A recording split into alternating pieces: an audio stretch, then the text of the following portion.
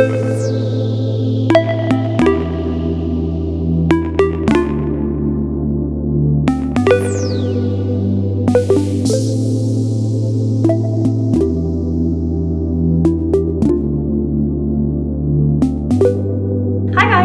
I'm going to be showing you how to use the Classic Series Chemex pour over.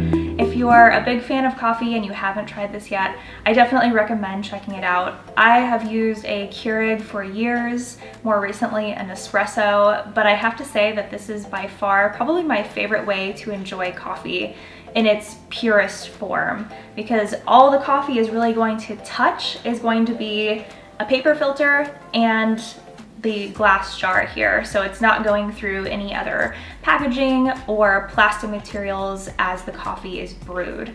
So it ends up with a much better taste, and it gets rid of a lot of the bitterness that many people don't like to experience when they drink coffee. So you're going to need several things if you want to try this out, and let's kind of go over all of the materials first. So we have, of course, the Chemex, and this is the Classic Series, which has the bamboo wrapped around it because the glass will get pretty hot as you brew the coffee, so you want to have this on there in order to be able to touch it. As I mentioned earlier, the filters that the coffee will run through, they're specially made for the Chemex, so you want to buy these specifically. That way they fit the container and they're filtering the coffee properly. Another recommendation, I wouldn't say this is 100% needed, but it does make brewing the coffee with the Chemex a lot easier, is a gooseneck kettle. It's going to control the amount of water that's coming out and pouring over the coffee. That way you don't accidentally pour way too much water in there and burn the coffee beans, but you're getting just the right amount. So these are fairly cheap too. I want to say it was probably $20 on Amazon. So it's definitely worth buying if you plan on getting kind of this whole kit and using your Chemex a lot. The final thing I want to touch on is the coffee that you use. You can really use whatever you like. If you like medium roast, dark roast, that really doesn't matter. The only thing that you need to get is whole bean coffee. Don't buy pre-ground coffee. It's not going to work. We'll talk about that later and why that's so important. But for now, just know that you need whole bean. All right, now that we've kind of looked over everything we need, let's go ahead and get started.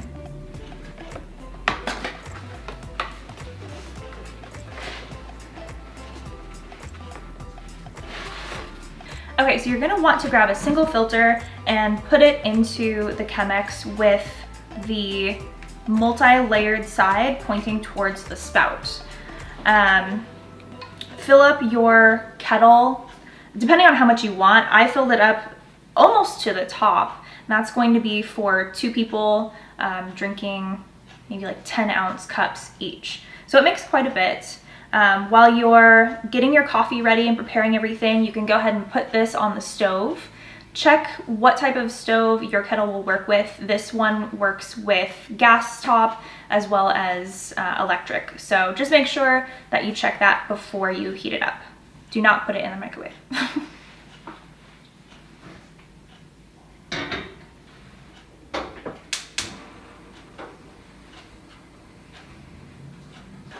My kettle happens to have a temperature directly on the lid, so it is keeping track of how hot the water is getting. I definitely recommend one of those just because it's easier to see when your water is ready. You want your water to be between about 195 and 210 degrees. Anything hotter and you risk burning the coffee, which no one likes to drink burnt coffee, so beware of that. But anything cooler than that, and you're not going to get the full flavor coming through the coffee beans. If you don't have a kettle that has a thermometer directly in it, you can always use one off to the side, stick it into your water before you pour it into the Chemex, and just make sure that it's within that range. I'm gonna try out the French vanilla flavor from Bones Coffee. Haven't tried this one yet, so hopefully it's good.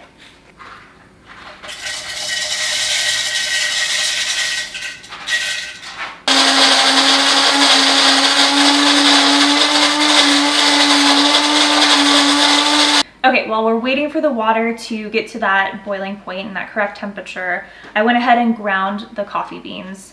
So let's get back to why it's important to use whole bean coffee over ground coffee. With whole bean coffee, you're able to control the size of the grind.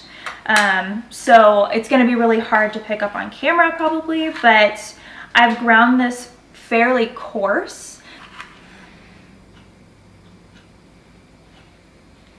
You wanna make sure and have fairly coarse grinds. The reason being is that it's going to affect the way that the water moves through the Chemex. You don't want it to go too fast because you're not going to get the full flavor of the coffee, but you also don't want to sit here for 10-15 minutes waiting for it to drip through. So I've kind of found the right balance for me. If you have a coffee burr and you have settings between very fine and very coarse, it's about 3 notches away from the most coarse you can get. So it'll kind of depend on what you're using to grind the beans, but just to give you an idea of what that should be. I'm using a scoop here that I already had, and it contains 7 grams and I use 7 scoops, and I think that ends up being like between 4.5 to 5 teaspoons. So if you don't have one of these fancy scoops, no big deal. You can just go by the teaspoons. That is going to vary depending on how strong you like your coffee. So if you like really bold coffee, you may want to use more than 7 scoops. Or if you don't like it to be that strong, use less. It's really up to your taste preference. So it may take some time to experiment with and see what you like best. I'm just at about 7 full scoops here, so I'm going to take the easy way and dump the rest of this in.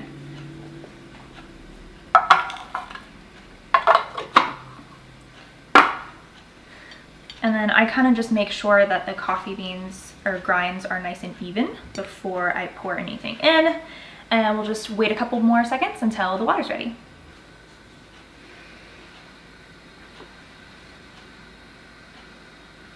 Okay, the water is boiling and it's just over 200 degrees. So I took it off the burner, and now what you want to do is let it rest for about 30 seconds. So start a timer on your phone or your microwave. I don't know, wherever you set a timer. Just wait a few seconds so that the water isn't boiling when you pour it over the coffee. While we're waiting for my water to cool down, I wanted to show you the surprise giveaway that we have for today. So I'm giving away one of my favorite Bones coffee blends. This one is called Christmas Candyland, and it smells kind of like some sort of fruity cereal. I don't know, it smells really good though.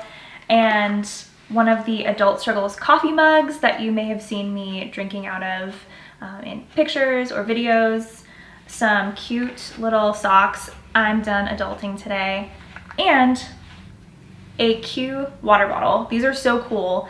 You can actually expand the water bottle, take off the cap, and you've got yourself a full-size water bottle. It's awesome for travel, super convenient to just throw in your bag.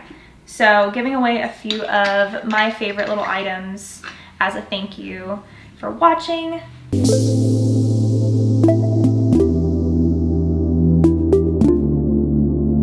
So to win all the items, just click the link in the description below for full instructions.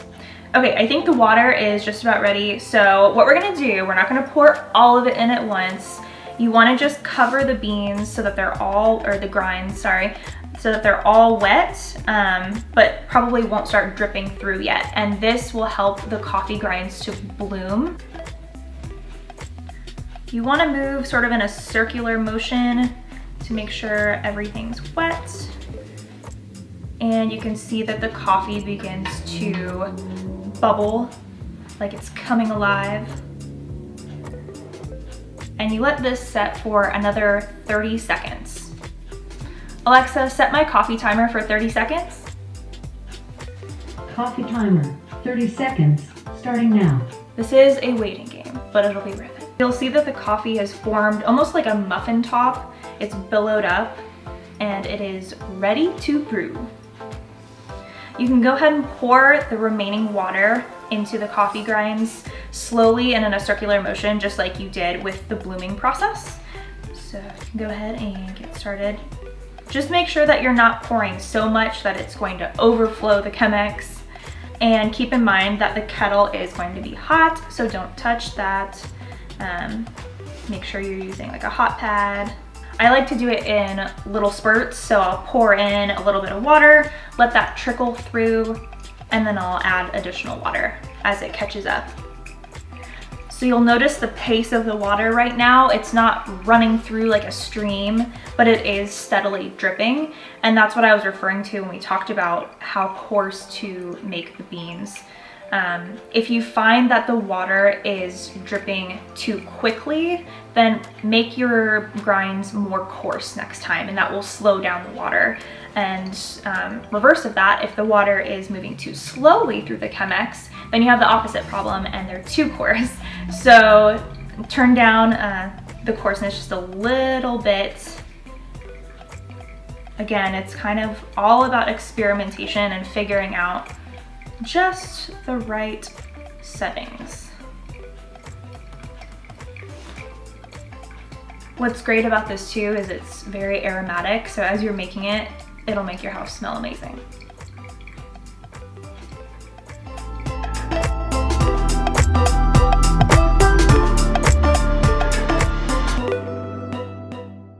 Once you've poured all of your water into the Chemex, it is going to take a few additional seconds until all of the water moves through the Chemex. So just wait a little bit until the water is completely gone, and then you'll be able to just pick up the filter by the ends and dispose of it. You might want to make sure that you're actually over your trash can first though, or you're probably gonna end up with little drips of coffee everywhere. Okay, the water has pretty much gone all the way through. So again, I just want to remind you, be sure to pick up the Chemex by the grip here because the glass is still extremely hot, and even if you touch just like the very edge of it, you're probably going to burn your finger. So very carefully move this on over to the trash and dispose of your filter. All right, you've got your fully brewed coffee. One thing that Chemex does sell as an optional accessory is a little lid. So if you want to brew like a full pot of coffee and save some for later, you can just plop that on and it's gonna help trap some of the heat in there. So again, that's not really necessary. I usually tend to drink all of it in one sitting, so it's not really a problem, but it is nice to have around just in case. Okay, now you're ready to serve your coffee. I am sharing this time, so I've got 2 mugs, and I like to pour in just a little bit of half and half before the coffee so that it mixes together really nicely. But if you like to add sugar or anything else, you can definitely add that before the coffee as well. Okay, so again, make sure you're holding by the grip.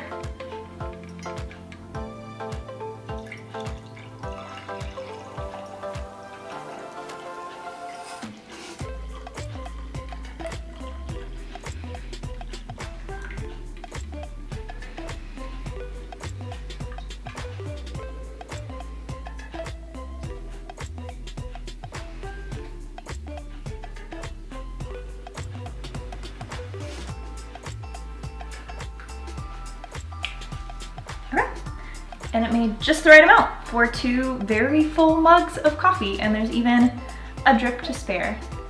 So definitely enter to win the giveaway, and then you'll have kind of like a few items to get started with.